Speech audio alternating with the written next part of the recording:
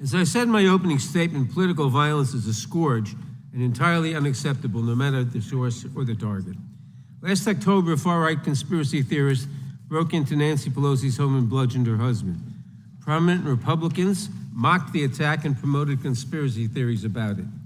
Last August, an armed Utah man who threatened to kill President Biden was killed as FBI agents attempted to serve a warrant on him hours before President Biden landed in his state. Some on the right claimed that the man was simply a, quote, Second Amendment enthusiast. In recent weeks and months, those on the right have repeatedly called for, quote, civil war, with an Ohio state senator saying that if Republicans lose the election, quote, it's going to take a civil war to save the country, and it will be saved. The president of the Heritage Foundation likewise said that, quote, we are in the process of the Second American Revolution, which will remain bloodless if the left allows it to be, close quote. Director Wray, it's obviously important that we respect First Amendment protections, but there is clearly a point at which some violent rhetoric crosses over into threats of violence or leads to actual violence. Could you describe how the FBI looks at this relationship between rhetoric and action and what you are seeing around the country? So I appreciate the question, and this is an issue that I've been talking about for some time. In our view, there is a right way and a wrong way under the First Amendment to express your views, no matter how passionate or even angry you are. And violence and threats of violence is not the right way. And we don't care what you're upset about or who you're upset with. When, from the FBI's perspective, when it turns to violence and threats of violence, that's when we have to draw the line. That's when we get engaged.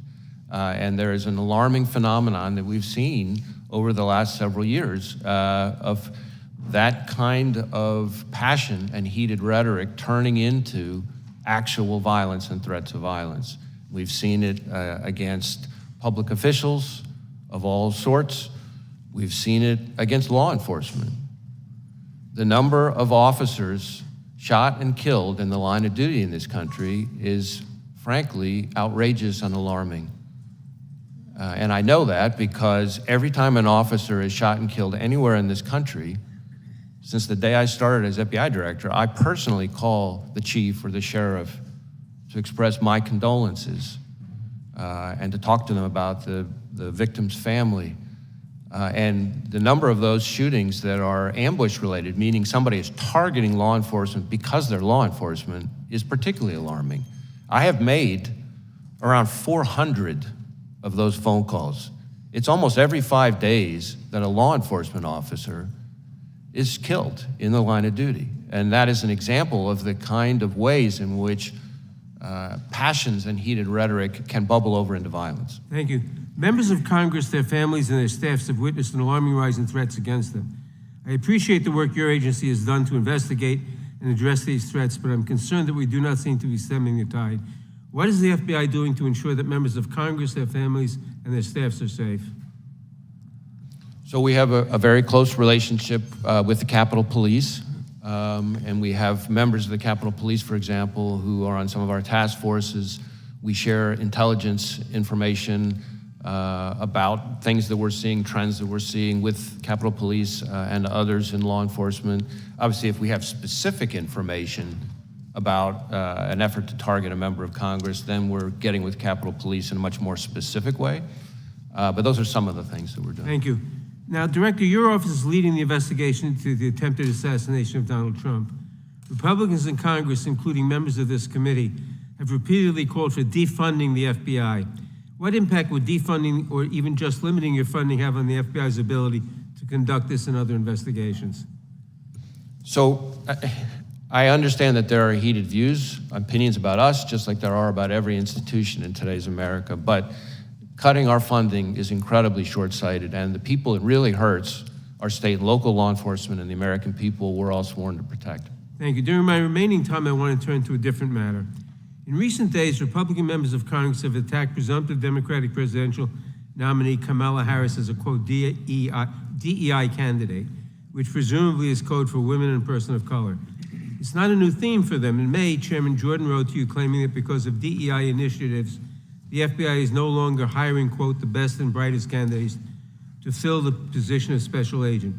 With my remaining time, Director Wray, can you please answer the following questions?